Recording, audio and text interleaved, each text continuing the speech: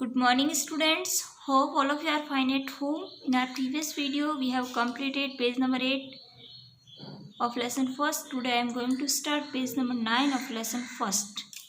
Advantages of bus topology. First, economical and easy to set up. As a single communication cable connects all the PCs, it is less expensive and the wiring layout is very simple. Setup करने के लिए किफ़ायती और आसान, चूँकि एक single communication cable सभी PC को जोड़ता है, यह कम खर्चीला और वायरिंग लेआउट बहुत सरल है। नेक्स्ट है easy to extend. A new PC can easily be connected to the existing network with just a short cable. एक न्यू पीसी इजीली एक स्मॉल केबल के साथ नेटवर्क से जोड़ा जा सकता है। नेक्स्ट है disadvantages. First, less reliable. Because of a single cable connecting all the PCs, problem anywhere in the cable or T connector can stop the working of network. Beyond that, कम विश्वसनीय। सभी PC को जोड़ने वाले single cable के कारण cable या T connector में कहीं भी समस्या नेटवर्क से बाहर काम करना बंद कर सकती है।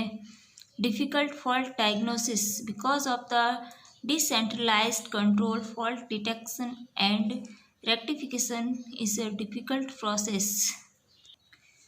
कठिन दोष निदान। डिसेंट्रलाइज्ड कंट्रोल के कारण फॉल्ट का पता लगाना और सुधार करना एक कठिन प्रक्रिया है। Please turn page. Next, star topology. In this type of network layout all the computers are connected to a central device called hub और switch. All the information passes through the hub और switch before it can be transfer to the destination. इस प्रकार के network layout में सभी computer hub या switch नामक एक केंद्रीय उपकरण से जुड़े होते हैं।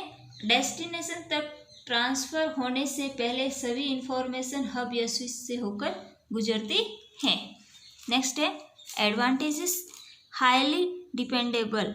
As all the computers are connected with a separate cable to the central device, failure of one system does not affect the whole network. अत्यधिक निर्भर। चूँकि ऑल कंप्यूटर एक सेपरेट केबल के साथ सेंट्रल डिवाइस से जुड़े होते हैं, एक सिस्टम की फॉल्ट पूरे नेटवर्क को प्रभावित नहीं कर सकती।